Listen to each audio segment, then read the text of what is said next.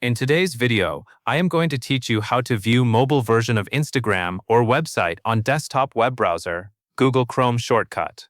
To begin, open Google Chrome on your computer. Once Chrome is open, go to Instagram or open any website that you want to view in mobile format.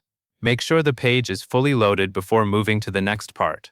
Now open Chrome's Inspect tool. If you are using Windows or Linux, press Ctrl, Shift, and I on your keyboard at the same time. Do not worry if it looks technical. For this task, you only need one simple shortcut. After the Inspect panel is open, press Ctrl, Shift, and M together. As soon as you do that, the website should switch into a mobile-style layout inside your desktop browser. On Instagram, this can make the page look much closer to how it appears on a phone. If the page does not update right away, give it a moment or refresh the page once. In some cases, websites respond better after a refresh when mobile view is enabled.